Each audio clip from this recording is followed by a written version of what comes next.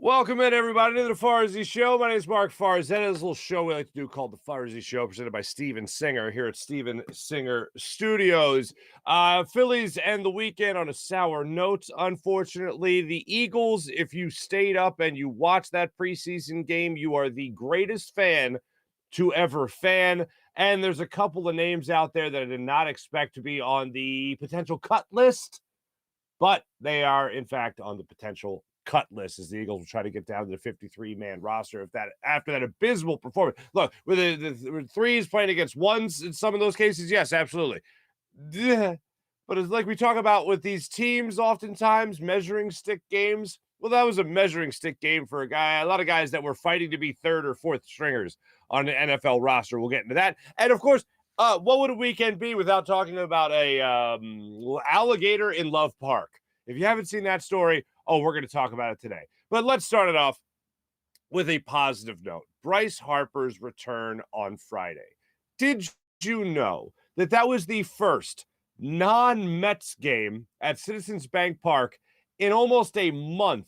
That was a 30,000 people crowd at Citizens Bank Park.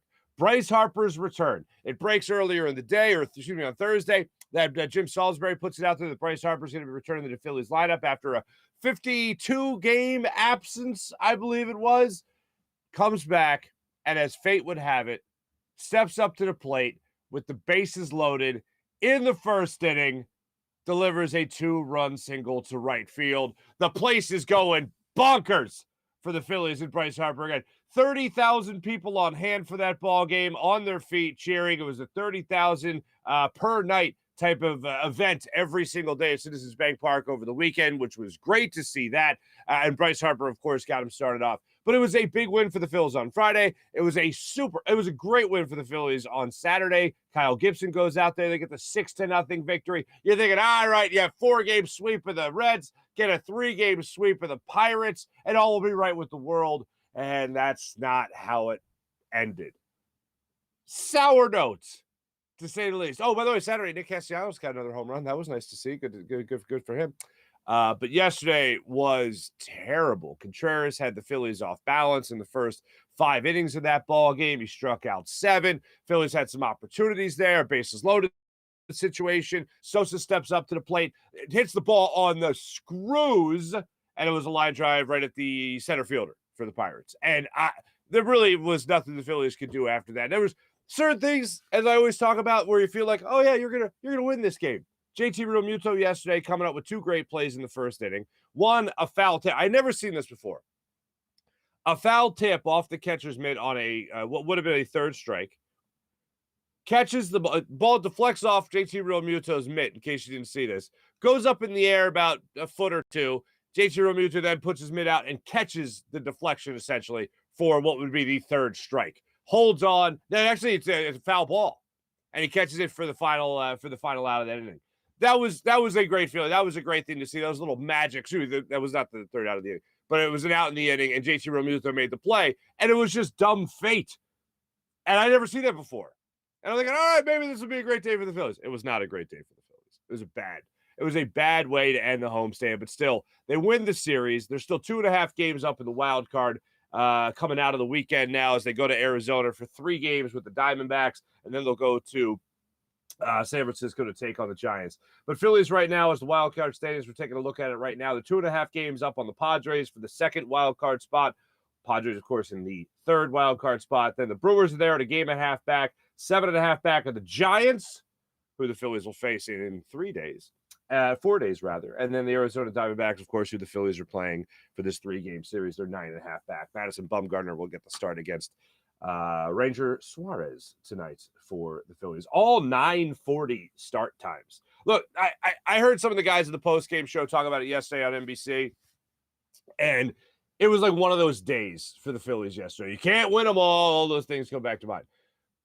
But these are the teams that you're supposed to continuously beat up on. The Reds handled their business against the Reds. At least they won the series against the Pirates. And I saw David Murphy pick this up from the Inquirer and Daily News, Inquirer.com over the weekend. Look, they won this series against the Pirates. I'm not going to be too up in arms about dropping this one game against the Pirates on a day where yes, the Phillies just looked like they did not have it, especially at the plate. And Matt Vierling didn't really get the game started off well yesterday in a game that Noah Syndergaard would surrender 3 triples.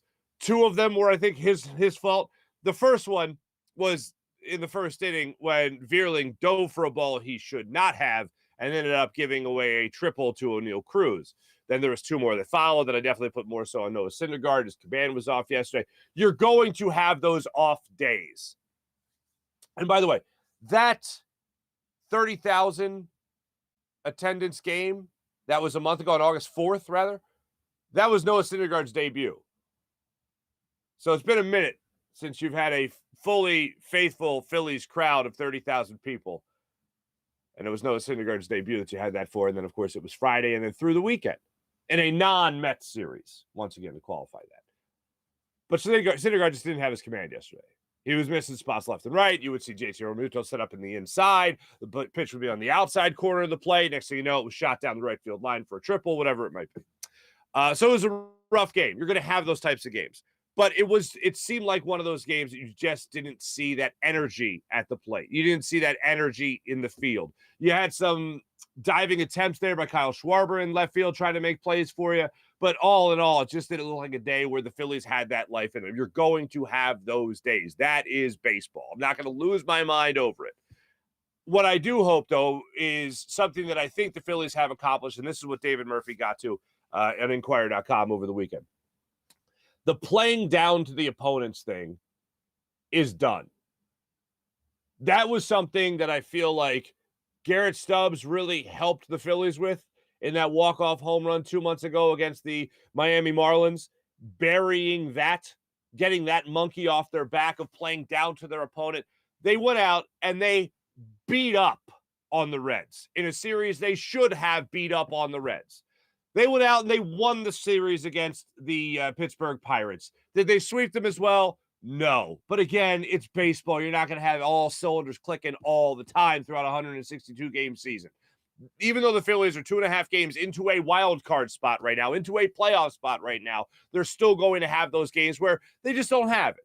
And I really hope this doesn't start any type of trend. And look, you're going to go up against teams that you should beat, because you are better than the Arizona Diamondbacks. You are better than the San Francisco Giants. Albeit these games being on the road, you should still be better than these teams. Madison Bumgarner, crafty lefty, very accomplished career, as we all know, has not had his best stuff, far from it this year, with a 4.30 ERA pretty much that he's coming into this series with. Ranger Suarez has been pitching very well. This is not going to be a trend that starts with the Phillies. I know this road trip is going to be tough on them simply because it is a road trip after a long homestand. So this should be something that the Phillies come out and just get right back to where we know they could be, which is bats hot at the plate. Having Bryce Harper should certainly help that. One of the most disappointing things about getting shut out against a team like the Pirates and losing this game, this third game of the 3-game series, was that I didn't expect 2 games into Bryce Harper's return or 3 games into Bryce Harper's return, we'd be looking at a goose egg next to the Phillies name there at the end of a ball game. So going to this Arizona Diamondback series, handy at business. You got Suarez, who's been red hot. You got Nola coming out there off a phenomenal start. Those are your 1-2 punches as this series gets underway. Make sure you win those 2 games. Don't let this be a trend. Don't let this be the downfall. September is still scary to me. As much as I want to put that in the back burner about not having a winning September, you've had 1 in 9 years. As much as I just want to forget about that, I'm still looking at the calendar, getting ready to flip it here on August 29th. And I'm like, okay, September's here. Almost. All right, let's not freak out. Let's not lose our minds. The Phillies are going to be fine. They're going to be on this road trip when they have it, when September starts. Let's just make sure you glide into September nicely. Let's make sure all is feeling great. All the good vibes are coming when September starts. The only dark place, I tell you guys all the time about the dark places I go in my mind when it comes to the little concerns about sports. I'm a very happy-go-lucky guy, very optimistic guy, but when it comes to sports, sometimes I go to these dark places. This is one of the dark places. September's going to start, and the Phillies are going to start to slide. This is a little dark place I go to. If I'm betting on it, I'm betting it doesn't happen this year, as I've told you guys before. But it is a concern still. It's still there. And getting shut out in Game 3 of Bryce Harper's return doesn't make me feel all warm and fuzzy on the inside there. I will say, as far as these other games went over the weekend for the Phillies, again, Friday could not have gone really better for the Phillies to win that game, and Harper to step up with the bases loaded. Saturday, you had a huge game from the bats. You got a shutout performance by Kyle Gibson, who was great in his, 7 innings did he go on Saturday? And then you had some more RBIs there from JT Realmuto, has been on fire. I mentioned the home run from Nick Castellanos. It was just overall, except for just yesterday's game, ending the weekend on a sour note. Aside from that, all was right with Friday and Saturday. So that was good. Bottom line, Philly's still very much in the wild card spot there. So you can feel good about that. Away from the world of baseball, I watched all 4 quarters of that performance from the Philadelphia Eagles. And just look, yes, it's preseason. But anytime you see a team wearing your jersey, the jersey you like, the jersey you root for, get beat up like that, oh man, that was bad. That was guys losing jobs, is what that was on Saturday night. Look, they had their ones out there. Tyreek Hill was running around out there. First play of the game, Kvon Wallace, supposed to be over the top safety help, did not give over the top safety help, got beat by Tyreek. Look, you're not gonna, it's gonna be tough to contain him. If you're a guy fighting for a roster spot, you're a guy fighting for reps as a safety like Kvon Wallace was, and Tyreek Hill lines up on the offensive side of the football, it's gonna be a long possession, at least in the preseason. It's not gonna be a good day. And sure enough, they get beat deep on a huge play. It takes the Dolphins 4 plays to score. They do just that. It was way too easy for them to go up and down the field on the Eagles' second and third teamers on defense. And yes, all that should be taken into consideration. But it was so bad that you're now talking about Kvon Wallace possibly getting cut. I was talking about Kvon Wallace a couple of months ago. Hey, hopefully things work out for this guy where he ends up starting some games for you in the safety position and not Marcus Epps. Like I think it's very easy to root for a guy like Kvon Wallace, especially with his background, being roommates with Brian Dawkins' son at Clemson. You know, that whole connection there. You want that guy to do well because of the possibly in a way he carries the torch because he knows Brian Dawkins. Yeah, you want to root for that kid. That's a nice backstory. That wasn't good. That was bad play. And there was a lot of bad plays throughout. Davion Taylor was thought to be a shoo-in to make this team as a linebacker. Now he's on a roster bubble all of a sudden. You're reading things about the Eagles possibly keeping Jalen Reagor because of how the wide receivers didn't perform. Some of them didn't perform up to task. I think a lot of that's BS. I'm looking at a guy like Deon Cain, who you guys know by now I've been talking about a lot as far as the way he should be making this roster. And if Jalen Reagor isn't a first-round pick, there's no way he's making this roster this upcoming season. But that looks like now it's going to happen. A lot of the writers that have been talking about how it's possible that Jalen Reagor doesn't make this team and quite frankly shouldn't make this team over Deon Cain is going to make this team over Deon Cain simply because he is that first-round pick. And we all understand the politics of it. We all get it. We all understand it. But it doesn't make it right. And it doesn't make it any easier to swallow.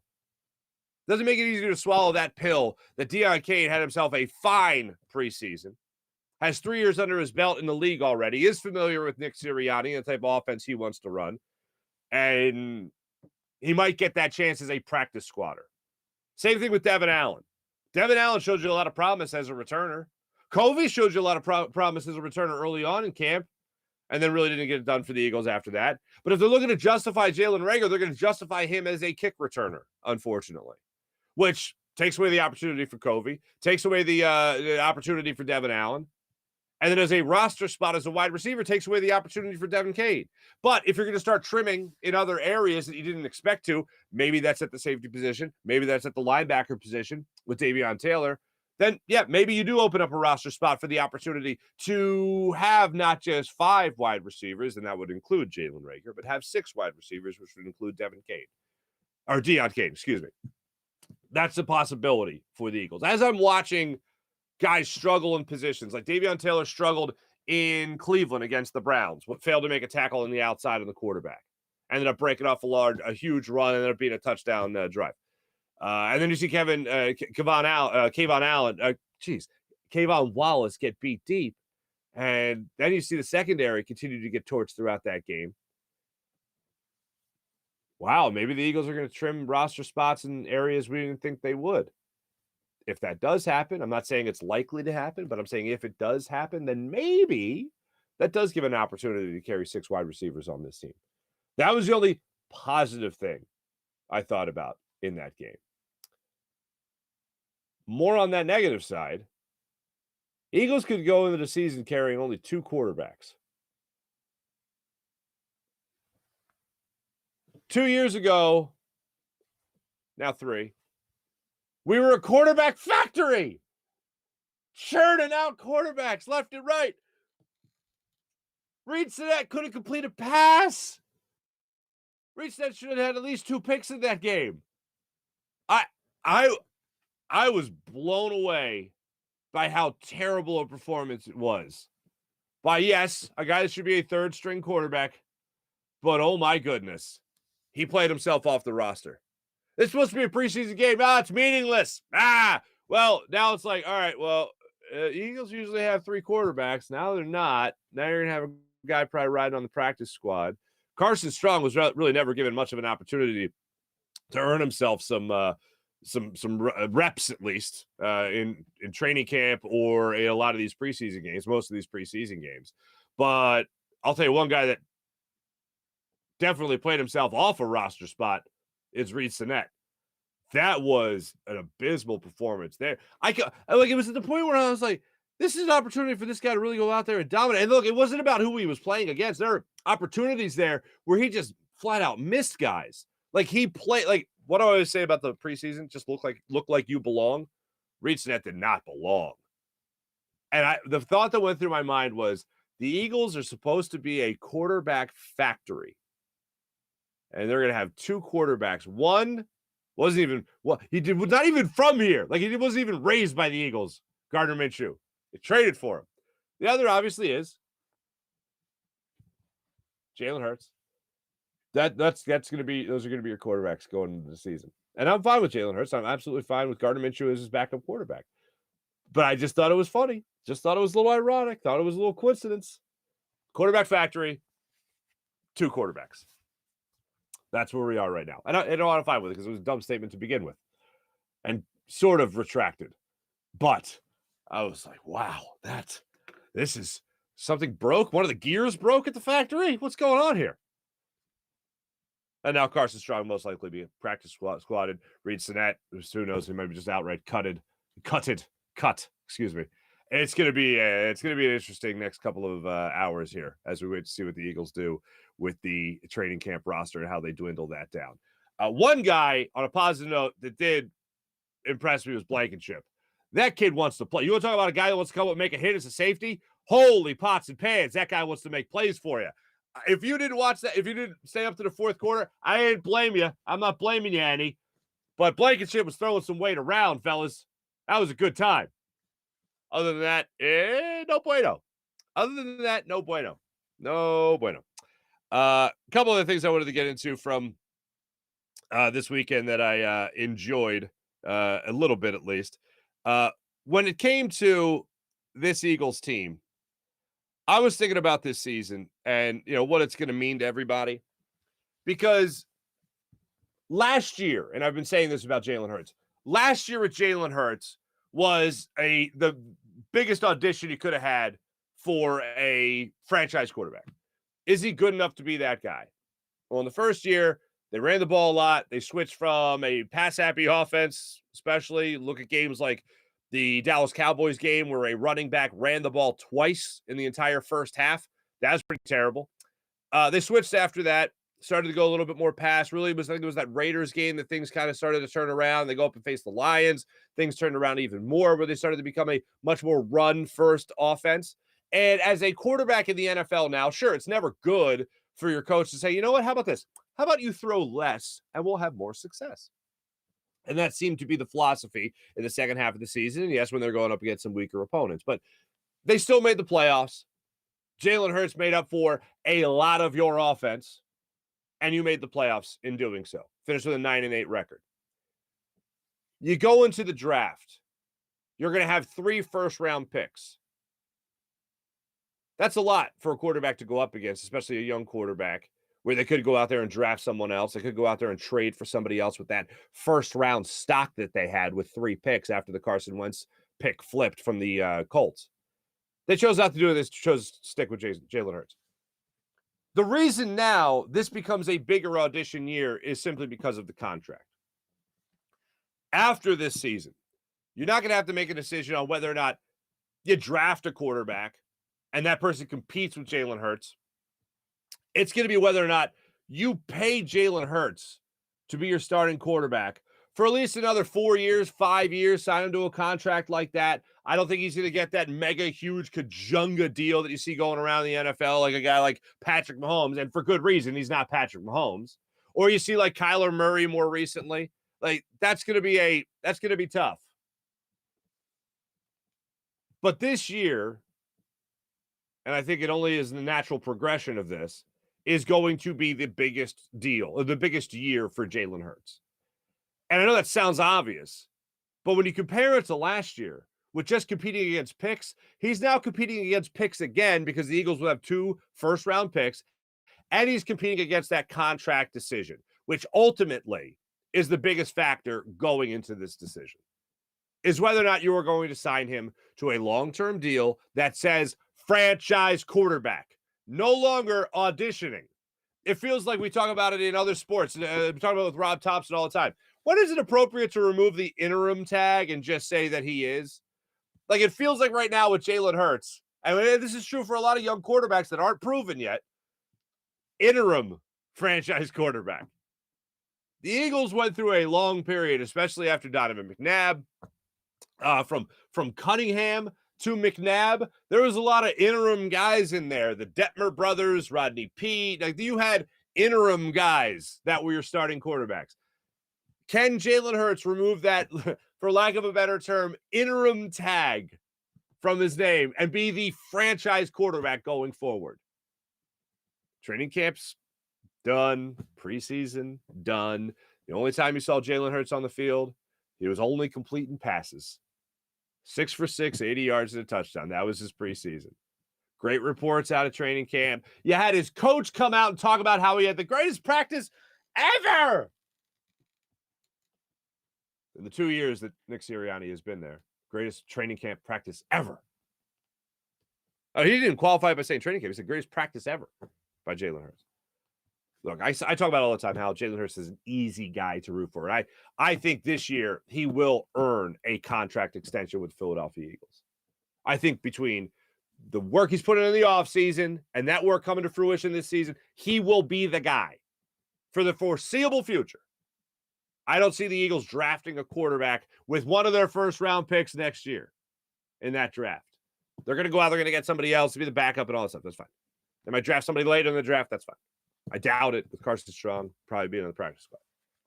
But the way I see it shaking out is that with the players around him, with what Howie Roseman has put around him, with another year in Nick Sirianni's system, and what I saw from him last year, he gets better by default by having that system again and having better talent around him this year and another stud offensive line. That doesn't, when I say the talent, I'm not just referring to A.J. Brown being here or Zach Pascal being here. I'm also talking about the offensive line. Then Jalen Hurts is going to have himself a pretty solid year. He has a pretty solid year, even. Not a phenomenal. He doesn't have to be in the top 10 in passing and completion percentage and touchdown passes and bottom 10 in the interceptions thrown. He doesn't have to be in the top 5. He probably will be in the top 5 rushing quarterbacks, but he doesn't have to be. But he just goes out there. He wins football games. He plays above the level of game manager. He's going to be back next year on a big contract. I don't think it's going to be $40 million. I don't think he's going to see a $200 million deal or anything like that. But he's going to see himself a big contract that will bring him back. That, if you're asking me my prediction for the season, now the training camp's done, Jalen Hurts will not only be the starting quarterback this year, he'll be the starting quarterback next year, and the year after that, and the year after that, and the year after that. That's what he will earn after this season. That's my confidence in the organization, the coach, the players around him, and most importantly, the player himself, Jalen Hurts, for what he did in the offseason, the work he put in, and that actually bearing fruit when the season starts. That's my prediction for the upcoming season. And through the third quarter and the fourth quarter of Saturday night's preseason finale, all I could do was think about how this team was going to approach the regular season and what type of year they were going to have. Because I was kind of done concentrating on the football game itself and thinking about, okay, all right, we see what they're doing there on the sideline. I see Jalen Hurts walking around, see Jalen Hurts giving interviews. That's all great. Thinking about the practice, the week of practice leading up to it, thinking about Nick Sirianni's statement about greatest practice ever, thinking about Jalen Hurts and the conversations he was having with Tua last year after a joint practice with the Falcons. Hey, what can you give me on the Falcons? We got them week 1. Tell me, Tua, tell me. It was interesting. And I was thinking about how good I think this football team is going to be. I've given you before, I see them winning at least 11 games this year. They could very well win 12. They could very well win 13. I think the Eagles are going to win this division. I know some other people are starting to come around to that idea that this team is going to be the team to beat in the NFC East. We talked about last week's comments with LaShawn McCoy. Saw some other people throw some adulation at the Eagles for what they could do in the upcoming season, not just in the division, but win a playoff game or two. I know we will all welcome that with open arms. But all in all, the Eagles, not just away from Jalen Hurts for a second, but just talk about them as an entire team coming out of this training camp, coming out of this preseason, excuse me. I think while a lot of us, the vast majority of us, will be concentrating on the evaluation process of Jalen Hurts, I do think, despite a 48-point preseason finale, this defense is going to be a force to be reckoned with. I don't think Jonathan Gannon is going to have to draw up too many blitzes. I don't think Jonathan Gannon is going to have to get very crafty. But when you boil it down and you talk about the Eagles last year, just being able to keep defenses in front of them. And if you saw the stat, if you did watch this game, they showed a stat that if you don't allow a 20-plus yard play on a possession as a defense, if you don't allow that, then the offense only has an 11% chance of scoring a touchdown. If you don't allow a 20-yard play on a possession, then you have a 89% chance of being successful in stopping the offense and scoring a touchdown. I thought that was an interesting stat. And there's no secret why they showed that stat during the broadcast on Saturday night. It's because Jonathan Gannon's whole, not necessarily scheme, but philosophy, ultimate goal was keep the ball in front of you.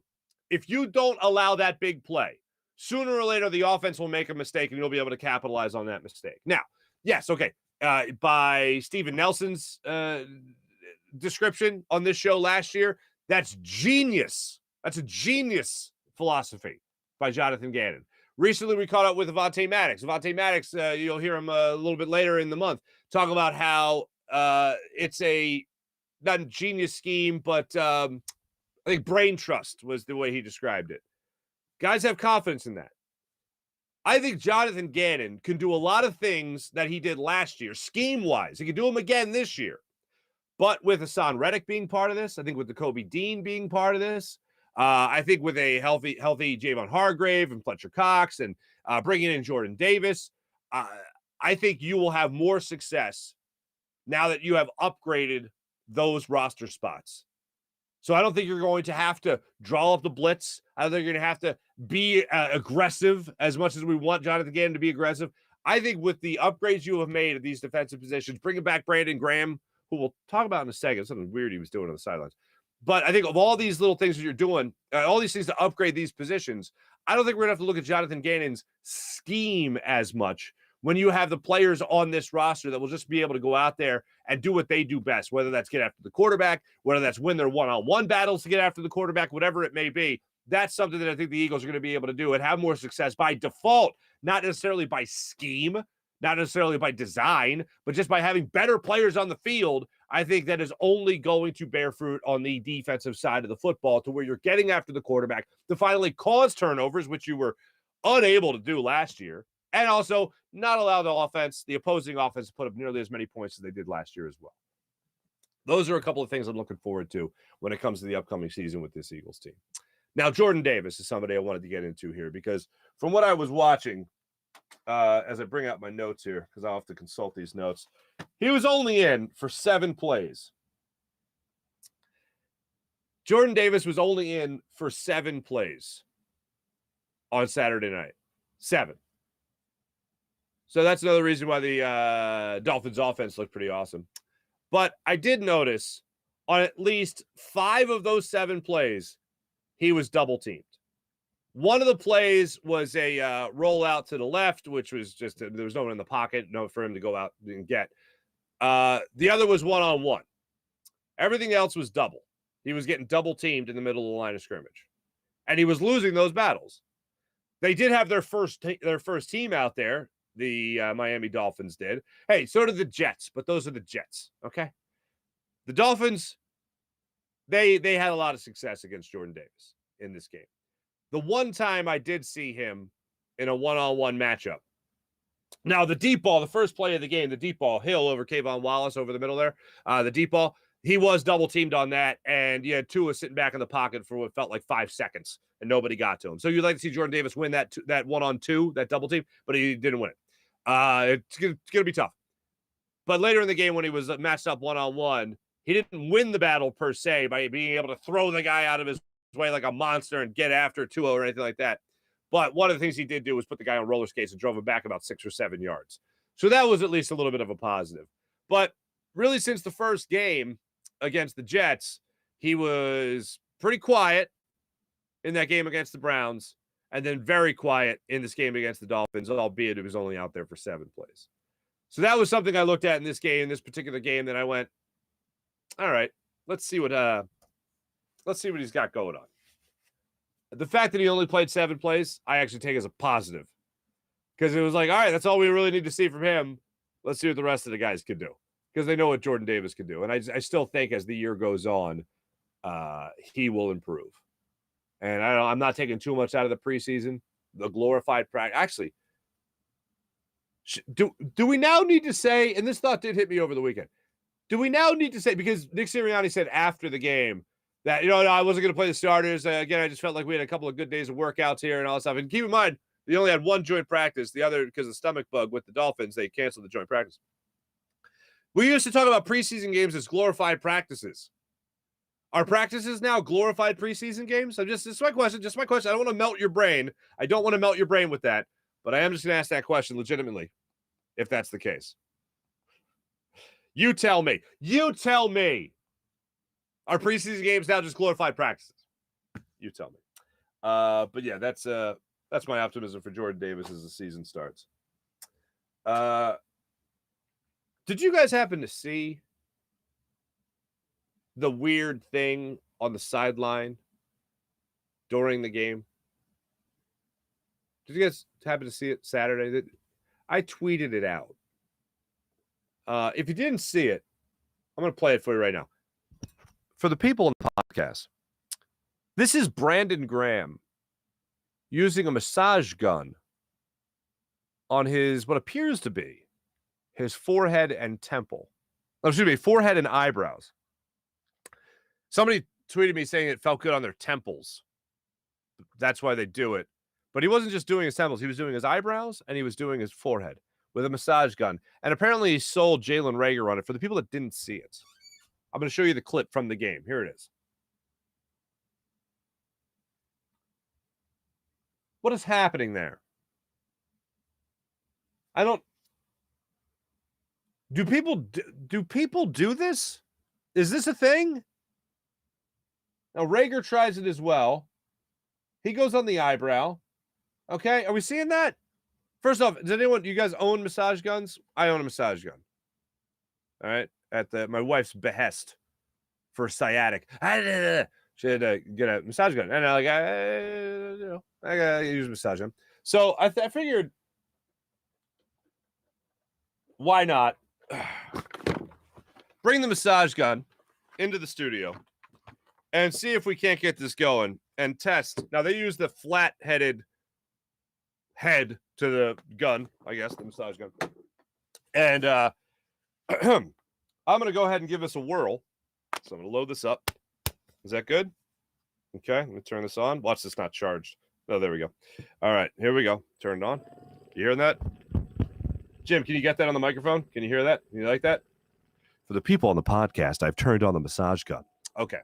All right, so I'm gonna assume it was at like a 5. It looked like not that I really know what it was at, but I'm gonna actually let's start at a 1. You know what? Let's start out small, and then we'll go big. Okay, so they were on the eyebrow first. Let me try the eyebrow. Okay, that does not feel good. Okay, at all. All right, let me try the forehead. Nope, that was just a punch in the head. That's what that was. Okay. All right. You know what? Let's just move it up a little bit. Maybe it's faster and it'll feel better. Maybe it's faster. Actually, let's just go right to 10. Let's go from 1 to 10. Let's get nuts. Want to get nuts? Let's get nuts. All right, here we go. Nope, still feels really weird. All right, let's try the temple. Somebody said it feels better on the temple. You hear that, folks? This is called a science experiment for the good of my audience. Here we go. Just in case you guys saw it and you're like, oh, maybe I should do that. This is whether or not you should or not, okay? Okay, the temple, it feels good. Can you hear that, Jim? Can you hear that? That's just a massage gun driving against my temple. Hold on. Okay, that you really got to hold it steady. All right, here we go. Oh, yeah. That's nice. The temple feels good. The eyebrow thing I don't get. The eyebrow thing is not good. Why am I going to continue to try it? It doesn't. No. Brandon Graham's been on the show. Maybe I'll reach out to BG and be like, were you just messing with Jalen Reagor? Because what was really funny was when they originally got the shot of the thing, BG is just standing there on the sideline with a massage gun. Whoa, I just had a little bit of brain duster there. Okay. That should help my Family Guy brain.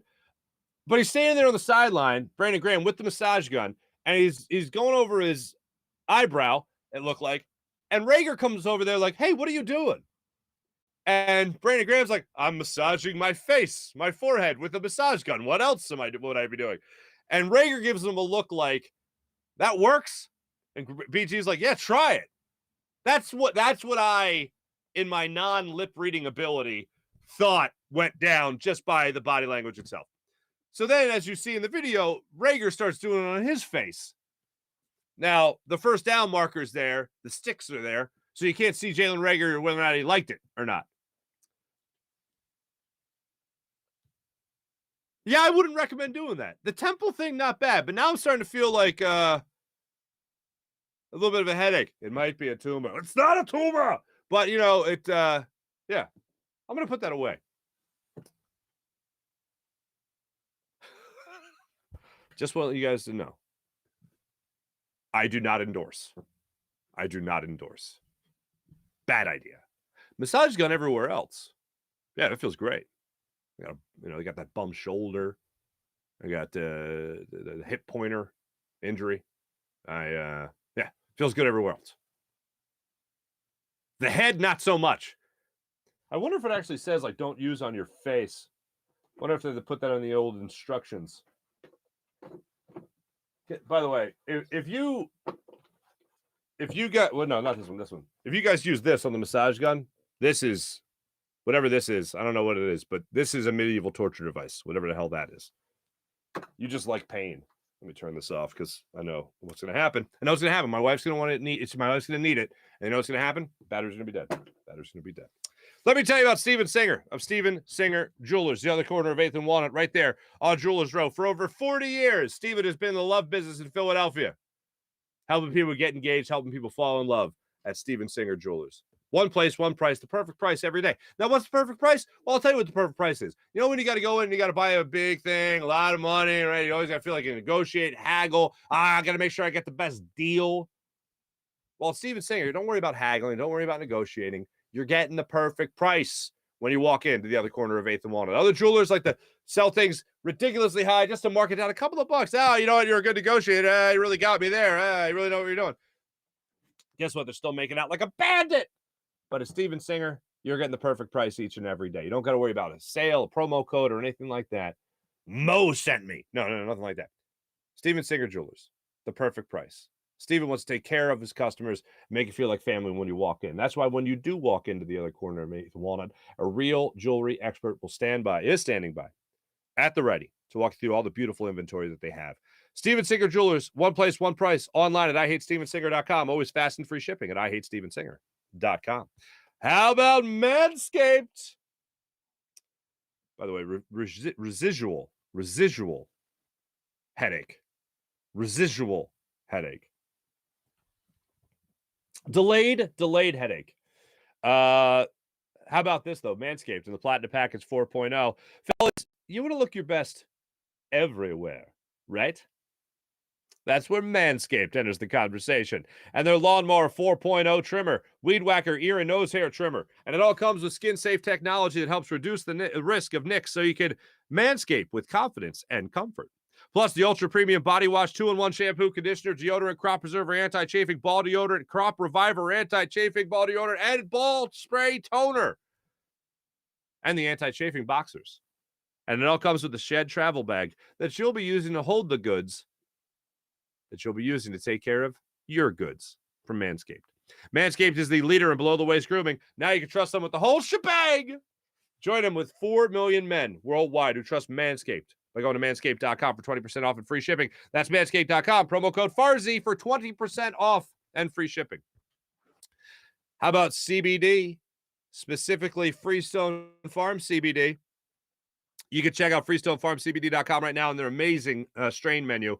They got their incredible, insane, tropical-tasting Bayox that clocks in at a chart-topping 24.1%, and Super CBD, which is half Hindu Kush, and 21%. Genetics of these guys are off the charts. It doesn't get any better than this.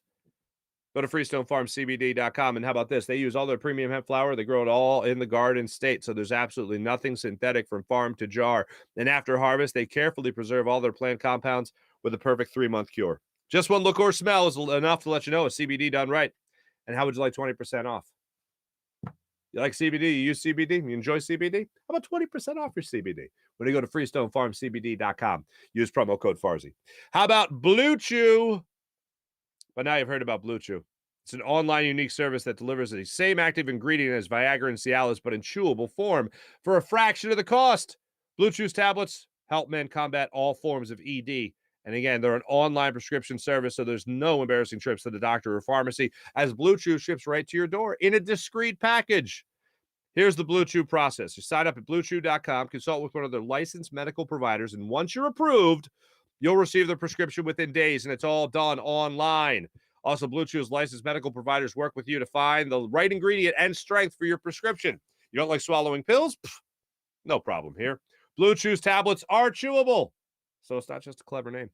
Blue Chew's tablets are also made here, right here, in the good old US of A. And they prepare and ship directly to your house, so it's cheaper than a pharmacy. How would you like your first month free? Use promo code Farzy at checkout at BlueChew.com. Use promo code Farzy at BlueChew.com. Get your first month free. Just pay $5 shipping. That's BlueChew.com. Promo code Farzy. Get your first month free. How about PHL Sports Station, Philadelphia Sports Station, enhancing your Philadelphia sports fan experience across all social media and blogs. Try PHLSportsNation.com. Let's get into our chat check, ladies and gentlemen. See how you guys are doing.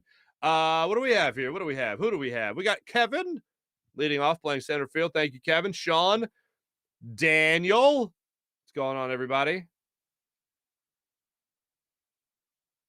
Oh, boy. Dan Schwartz. Got to be careful with these 3 games in Arizona. Arizona's been a death trip for the Phillies when they play there. It certainly seems like it has. Like, here's what I'm trying to avoid, Dan, and I can't go back to it up. This is the best Phillies team I feel like we've watched in 10 years. It's been a decade since I could look at the Phillies in September and be like, they're going to win ball games. They're going to make the playoffs. They're not just going to teeter on the meaningful game scenario. They have the meaningful games in pocket. All right? That's in their back pocket. They have to solidify their playoff spot in September. A road trip right now, West Coast road trip especially, doesn't give me the warm and fuzzies. Knowing that this is the best Phillies team in 10 years, that gives me the warm and fuzzies. But yes, it's in the back of my mind, the dark recesses of my brain where my negative thoughts reside, that they go to Arizona, that this one loss to the Pirates somehow catapults them into their typical September demise. That is the concern I have. That is a worry. However, I'm like 90% sure that's not going to happen. But that 10% is going, one winning September in 10 years. Cool. No playoff appearances in 11 years. Cool. It's shouting as loud as it possibly could be. Like, if it's cautiously optimistic, if that's a thing, what's the other one? What cautiously optimistic? What's the opposite of that? Like, I don't want to be that. I am very sure, very positive, very optimistic even that sounds naive, that the Phillies are going to have a winning September and make the playoffs. But that loud minority in the back of my mind going, yeah, but the Phillies, they suck. That doesn't really make me feel good. No, shut up, you. This is literally how I go through my day, which is why I will be, again, using the massage gun on my face later. Anyway, but yeah, Dan, it's there. It's there in the back of my head as to what the Phillies could be doing as the season winds down. And that is a horrifying thought when you think about it. It's a horrifying thought. Because we've been so high. We've been riding this nice high. And they miss the playoffs, I'll cry.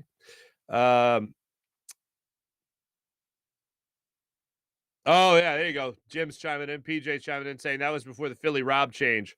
Whole foundation of the organization is different. Absolutely. Tyvita, good morning. Tyvita, I was in Delaware yesterday for my family picnic, so I couldn't watch the game, but I did keep up with the score, and boy, was I happy that I didn't watch the game. Tyvita, when I saw Matt Vierling dive for O'Neal Cruz's what ended up being a triple, I went, all right, that's not it. Still not a center fielder. And then I told you, JT Realmuto had the wild catch on the foul tip, and then he threw, I think he threw out at second base, caught a runner stealing. I was like, okay, maybe it's our day. And then it was like, nope, definitely not. Definitely can confirm, not our day. Quite the opposite of our day. Oh, come on. What was it? Yeah, first inning to O'Neal Cruz. Yeah, then Mercado had another triple in the fourth inning. That was the second triple of the game. Then he scored on a bunt single. Then in the sixth inning, Reynolds had a triple down the right field line. That ended up plating a run. That was a 3-0 game at that point. They scored from third on a ground out to Segura in that sixth inning to make it 4-0. And then Nelson Syndergaard was out in that sixth inning. That was all she wrote. But yeah, it was not the best game ever to watch. Mally, what's going on? April, hello. Mullet, what's popping? Jim Grassmeter with a good morning, ladies and gentlemen. Good morning, Jim. He has a strong skull. Would it be helpful if you had a headache? Like I said, on the temple, it felt good at first. Now, not so much. Like, when I saw Brady Graham do it, I was like, they're literally wearing helmets on top of their helmets in practice, and you got this guy coming out of the massage gun on his face, on his forehead, on his eyebrows, on his temples. What is he doing? This is actually no, I'm not going to go to April with her own for the people on the podcast. Here is April. This is how I imagine you saying this. This is April. For the people on the podcast, you'll need to watch the show today. I don't know, how long was I into the show, Jim? Was I in the show 40 minutes, 45 minutes with the temp massage gun? Amends? About that? Okay. You'll see the massage gun in the frame. Just scroll through. You'll see it. Farzy Show presents How to Massage Your Head and Face minus Hindu Kush. April, you'll shoot your eye out. T-Bro, what's up, T-Bro? For the people on the podcast, Farzy is now in concussion protocol from the massage gun to the dome.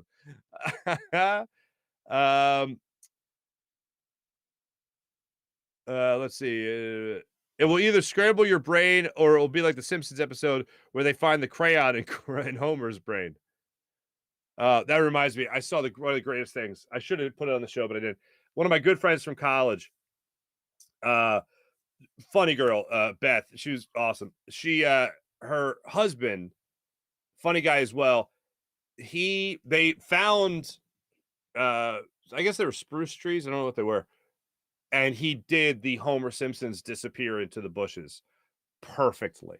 It was perfect. Credit to you, Elizabeth, and your husband. Great job. Sean, something is seriously wrong with me watching the show and getting the tumor reference.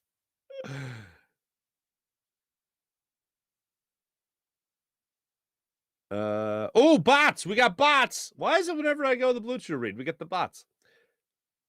Oh, April. Yep. You see the same thing. Blue Chew read equals bots. Head massage brought to you by bots. Sean Gillespie. I'm starting to understand why Farzy failed kindergarten. Hey, I just conducted a science experiment for you guys. All right? I just conducted a science experiment. Because you know what? I don't want the people watching something happen on TV and they're like, well, let me try. That's bad for the kids, man. You don't want to do that. You don't want to do that. There you go. That's everybody in the chat. Much appreciated. You guys are fantastic. Appreciate all you guys. Let's get in the morning rush brought to you by Sky Motorcars, SkyMotorcars.com. Phillies back in action tonight, 9:40. As I said, all these games, 9:40 start times in Arizona against the Diamondbacks. So if you think my brain is fried after a massage gun to the face, you just wait till I stay up till 9:40 to watch these games and then try to give you some form of intelligent conversation about them the next day. But yeah, 9:40 start times in these three-game series. This three-game series against Arizona Diamondbacks. Tonight, you got Bumgarner against Ranger Suarez. We'll see how that goes. That's what you got going on 9:40 tonight. Phillies, like I said, 2.5 games in the wild card spot as of right now. Hopefully, they do nothing but solidify that going forward. Let me give you this. I saw this and I thought it was fake. Saw this yesterday. Apparently on Friday, in the new Love Park, if you haven't been to Love Park in a while, they redid the whole thing. It's been years now, so hopefully you've been there since then. They redid the whole thing. There's like a fountain in there that you could run through. I mean, technically there was always a fountain. It's Philadelphia. You could always run through the fountains. Not supposed to, but whatever. But they literally made it so like now it's a big splash pad. Okay. There's a kid, and I was reading this. I'm getting this off of, I think this is from the AP. Yeah.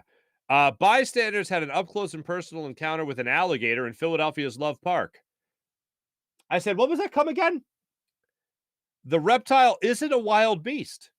It's an emotional support animal of a Philadelphia man who runs several social media accounts documenting his loving relationship with Wally the alligator.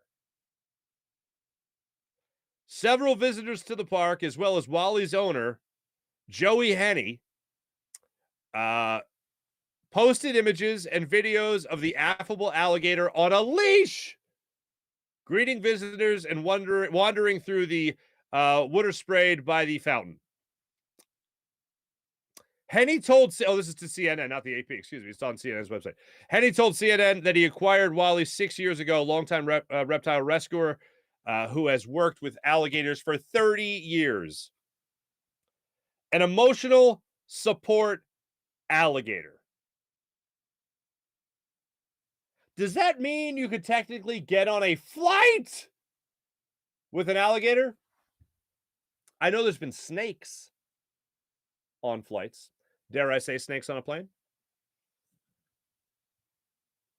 This is not the weirdest thing I've ever heard, an alligator as an emotional support animal. Did you guys watch Parks and Rec? Remember little Sebastian? Bye, bye, little Sebastian. Okay. The miniature pony. Did you see that? Okay. Miniature pony, little Sebastian, miniature pony in general. I remember on a flight I took, sitting next to two stewardesses, two flight attendants. And we struck up a conversation because who would know? I'm a conversationalist. And they were telling me about their animals because somebody came on with a dog and they were holding the dog and they were holding the carrying case for the dog. So the flight attendant's like, oh, people got to put them in their crates. If they're supposed to be in the crates, whatever. So it started a conversation. The other flight attendant said something along. By the way, is a flight attendant? Is that the proper? That's the right way to say it, right? I forget which one it is. But anyway, to the people in the sky, and that started the conversation. They brought me into it about the weirdest things they've seen. Somebody brought a miniature pony on a plane, and they showed me. They allowed people to take pictures, and the flight attendant showed me a picture of her with the miniature pony that was a support animal. That's the weirdest I've heard of a support animal. Like the snake, the alligator, it's so abnormal and so crazy that it's like almost expected. But like a miniature pony for size alone, yes, miniature, I get it's in the title of the animal, but not that miniature. Apparently, you have to sit in the bulkhead if you have a miniature, just in case. You know what? Public service announcements: don't use a massage gun on your head. And if you have a miniature pony and you need it as a support animal on a plane, you have to sit in a bulkhead. These are the rules, folks. I didn't make them. But an alligator, is it weird that I looked at this and it was just like, yeah, that's about right. But emotional support alligator, 20 inches long, little over a year old. These are the times, folks. These are the times. Make sure you guys look up all the fine pictures of Wally the alligator. There you go.